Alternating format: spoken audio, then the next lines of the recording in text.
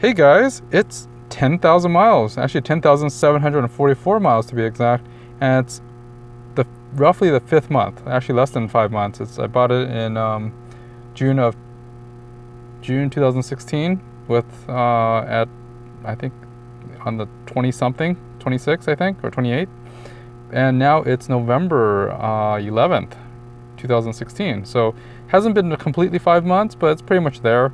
But I have 10,777 miles. And this is just a quick update. I just brought it in for service for my oil change, and I know it was not time yet.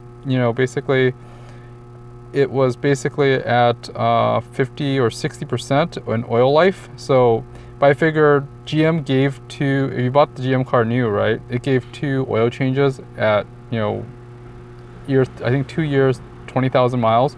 So I figured, hey, it's already been half that amount, so I want to do my first oil change, and it already had about 5,000 miles of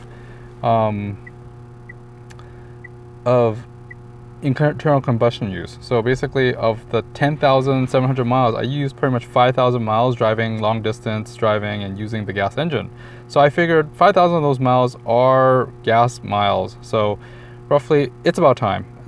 Usually when I bought my other new cars, my Hondas, my Accord, and my other cars, we usually change out the oil after the first 1,000 miles of engine use. So for 5,000 miles, I think that's pretty good. And the oil was actually only not that dark. It was just half. It looked like half used oil. So it was right on mark. So usually I do it at about 1,000 miles in, but since this is a Chevy Volt and I've been using energy most of the time, but I've used it for 5,000 miles, and the energy in the maintenance reminder here says basically, hey, it's 50% or 60%. I might as well change it. So I brought it in, got the free oil change, got the free tire rotation, and of course, they commented about some things like how I like the car, and I really do love the car. And overall, right now, for the past 3,600 miles, I got about 97 miles per gallon, which is pretty darn good. In terms of the past 900 miles, it's been about 219 miles per gallon. Usually, I'm just using mostly energy by plug-in at work, and basically, I use gas every so often. My commute is almost like 30 miles one way of stop-and-go traffic and gridlock in LA. But long story short, I really do love the fact that I'm getting at least 97 miles to a gallon for the majority of my driving, even though that equates to, I think a lot of the people on those forums are looking at in terms of kilowatt hours used per miles. And if you want to see that, yeah, it's basically I'm using about not the best per se, but some people get a lot more kilowatts. But it's like 4 kilowatts per, I think actually I'm getting pretty good. I'm getting about 15 miles to a kilowatt to every 4 kilowatts or something. Long story short, it's not bad on the energy. My lifetime MPG right now is 67 miles to a gallon, and overall I'm happy with it. The only thing I have issues right now is at 10,000 miles, and actually I was doing before, was my front strut, driver's side strut, was making noise. I told you guys about this, on the last vlog. Basically, it's making a creaky noise on the driver's side front, suspension. And I brought it in when I brought it in for the oil change, and what they said was that, after, they couldn't hear it at first, so I went out on a drive with them and showed them.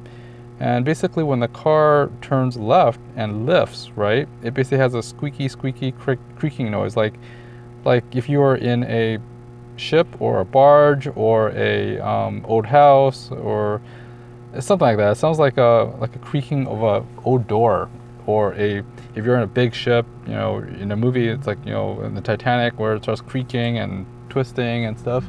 That's exactly how it sounded like. So the technician, after bringing him out, he heard it and it's like, okay. And he went back, tried to adjust the bushings and stuff like that. And, basically he says, hey, you need a different, I think it was a sway bar changed out. And I'm thinking, okay, that's cool. As long as it's covered, that should be fine. So hopefully it's gonna come in. They don't have the part since this is a Chevy Volt, they didn't have the part for it. So what happened was that they basically ordered the part, and I'm gonna bring the car back in about anywhere from 5 to 6 weeks when they get the part from GM. So still waiting on it. There's no issue other than a little squeaky noise every so often when I drive it. I make a left turn, but I'm glad they're gonna fix it. and I hope they fix it, and I'll do a review after I get it back. But long story short, had the tires rotated and the oil changed and the 21-point inspection. But one big thing that I found out, that when you bring it to a dealership, I suggest you turn the mode to ice mode, to hold mode, just so that you get it to heat up the oil. Otherwise, the oil's on cold. It's basically 96 degrees normally. So it's about 90 degrees because the engine doesn't turn on. So most of the engine is pretty much cold when they drain that oil. I mean, I was dumb enough to forget to actually keep the car running on ice before bringing it in. But it took them about an hour, 2 hours before my car got changed. So it might not have even mattered.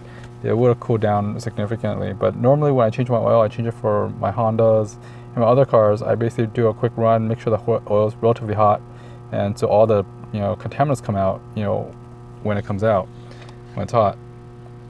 In terms of tire pressure, I think a guy mentioned last time that my tire pressure seems kind of high. Yes, it is. I usually pump it up to about 42 degrees. I'm sorry, 42 pounds PSI. So basically, when it heats up like a day like this, where outside temperature is about 85 degrees or 83 degrees, it heats up to about 46, 47 roughly. If I drive it hard, it probably 48. But that's not too bad, because these Michelin energy savers on the sidewall basically has max cold pressure is already 45 psi, so it should be absolutely fine. I heard from the other forums and on Facebook at the owner's page, basically people keep it at about 40-ish too, about 42 to 43, maybe higher. But to me, I think 42 is fine, and then when it heats up, it gets to 46. I'm just using regular air. I'm not using nitrogen or anything. I was considering it, but after reading all the posts on the forums about nitrogen, and it's like, hey, it's 80% of the air is nitrogen anyways or something, I said, screw it, forget it, it's fine. So another thing, since it is winter time in California, it doesn't really get cold, but it has been getting cold because I work at Long Beach, and there's a lot of fog and it's cold. So I've been using the defroster and HVAC more because it gets really cold by the coast, but where the water and at nighttime, especially when I leave work. So I've been having to use the heater a lot more. So a lot of times when I usually use these two, the max defroster in front and max defroster in the rear, because there's a lot of water moisture on dew in the morning. In terms of how to turn this thing on, since it is winter, a lot of people are in the cold season. The fastest way I found out to heat the car, especially when I drive up to Northern California super early, I drive up at about 3 o'clock in the morning, where it's pretty much 60 degrees or 50 degrees along the coast or colder. And normally what I do is I basically, if I need to, I turn on my defrosters and my rear to clear the windows, turn to auto on, and then just turn up all the way to high until it's high, and then it uses up a lot of energy to do this. But basically eco is fine, but as long as you hit the auto, it does it by itself and it starts heating the cabin up. If you really want to do it, set it to max, set to high, let it do auto, turn on these other ones. But if you notice, if I turned on all these things, and right now it's charging, but look at how much energy it uses. It's using 8 wait, is it 8? 6. But right now it's also charging with a level 2 charger, so it's actually adding about 3. So roughly it floats at anywhere from 8 kilowatts to probably 8 or so kilowatt hours. I think there's some guy who actually did a, let me turn this off.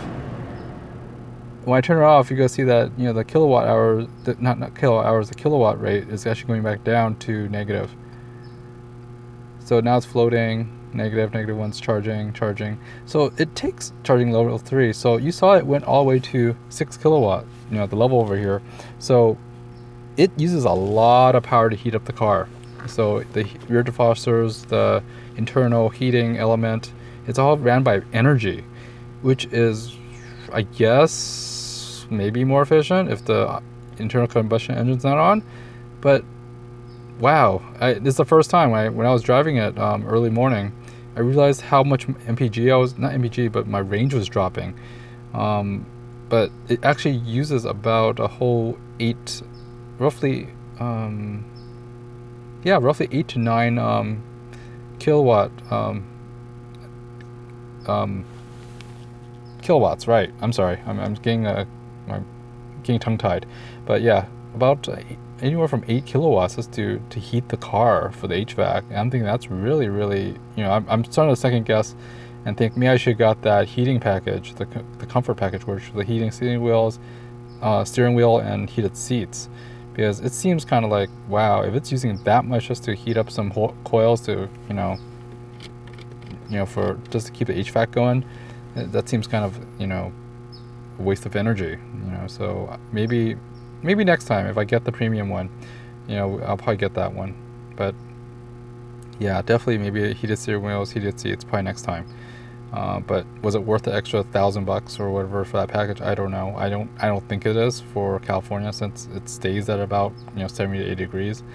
But just FYI for you guys, if you guys want to know how much power it consumes when you turn on all your heating and stuff, and to get high heat real fast by hitting auto and then setting all your your dials all the way to high and to setting to auto, it's going to heat up the car pretty quick within like a few minutes.